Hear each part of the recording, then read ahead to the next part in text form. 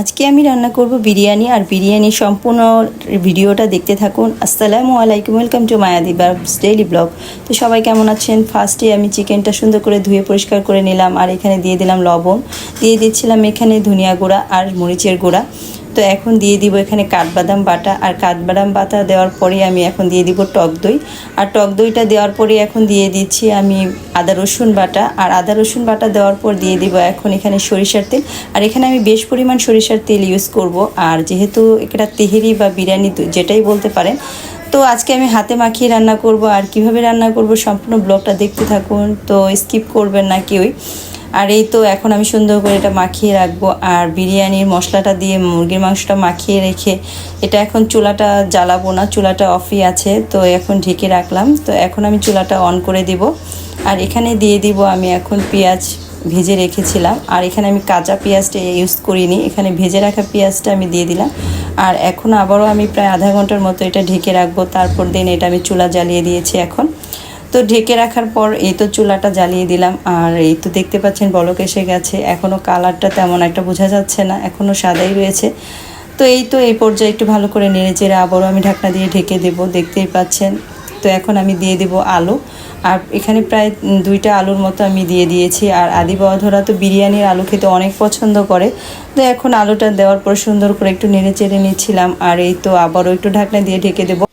আর এই পর্যায়ে আমি দিয়ে দিব বিরিয়ানির মশলা, আর 1 প্যাকেট পুরাটাই আমি দিয়ে দিচ্ছিলাম। আর আমার কাছে মনে হয় মশলাটা বেশি দিলেই ভালো লাগে। তো এখন এই তো দেখতে পাচ্ছেন বলক এসে গেছে, আলুটাও সিদ্ধ হয়ে গেছে আর মাংসটাও সিদ্ধ হয়ে গেছে।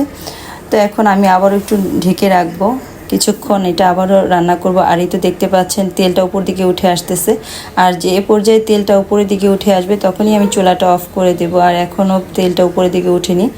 তো এই তো আমি আবার একটু ঢেকে রাখলাম, আর এই তো তেলটা উপরের দিকে উঠে গেছে। এখন আমি চুলাটা বন্ধ করে দিয়েছি, দেখতেই পাচ্ছেন গ্রেভিটা কতটা আঠালো হয়ে গেছে। তো এখন আমি চুলাটা বন্ধ করে দেব।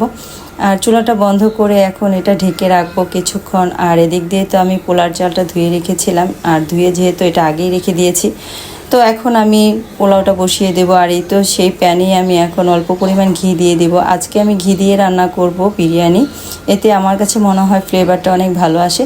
আর এখানে আমি পোলার চালটা ধুয়ে রেখেছিলাম, সেটাই দিয়ে দিলাম, আর সুন্দরভাবে এখন নেড়ে চেড়ে দিচ্ছি। তো একটু ভাজা ভাজা করব। আমার মনে হয় পোলাও চালটা যত ভাজা ভাজা করা যায় ততটা ঝরঝরে হয়। আর এখানে আমি গরম পানি ইউজ করে দিলাম। এখন আমি আবারও ঢাকনা দিয়ে ঢেকে দিলাম। আর এই পর্যায়ে যখন পানিটা শুকিয়ে যাবে এখন এখানে আমি 4টা কাঁচামরিচ দিয়ে দিলাম। আর কাঁচামরিচটা আস্ত দিলে আমার কাছে ফ্লেভারটা ভালো লাগে। আর এখন দিয়ে দিব গুঁড়া দুধ, আর গুঁড়া দুধ প্রায় 1 প্যাকেটের মতো গুঁড়া দুধ ইউজ করেছি আমি। আর এখানে এই তো আমার বিরিয়ানি মশলাটা, যে মাংসটা আমি কষিয়ে রেখেছিলাম সেটাই ঢেলে দিলাম। আর এখন হালকা একটু নেড়ে চেড়ে দেবো। তো পুরোপুরি আমি নাড়াচাড়া করবো না, অল্পই নেড়ে চেড়ে এখন এটাকে আবার সুন্দর করে আমি ঢেকে রাখবো কিছুক্ষণ। তো দেখতেই পাচ্ছেন আমার বিরিয়ানিটা প্রায় রান্না প্রায় হয়ে যাচ্ছে।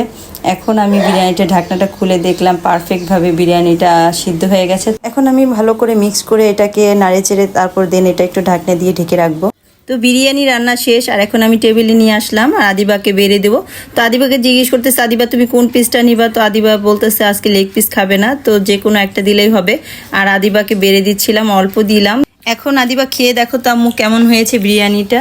আসলে যখন আমি লেবু দিয়ে খাবো এখন এত বেশি মজা ছিল। আমি আগে মাখিয়ে নিচ্ছি কারণ আমার অনেক কিছু লাগে মাখাতে, আর বেশি করে মজা করে মাখালে কিন্তু অনেক বেশি মজা হয়। আসলে যখন আমি মুখে দিলাম এটা অসাধারণ ছিল ভাই, এত মজা। আর আমি খাওয়া দাওয়া করি, সবাই ভালো থাকবেন। তো আজকের ভিডিওটা ছিল এই পর্যন্ত। নতুন আরেকটি ভিডিও নিয়ে আবারও হাজির হবো, সেই পর্যন্ত ভালো থাকবেন। আল্লাহ হাফেজ।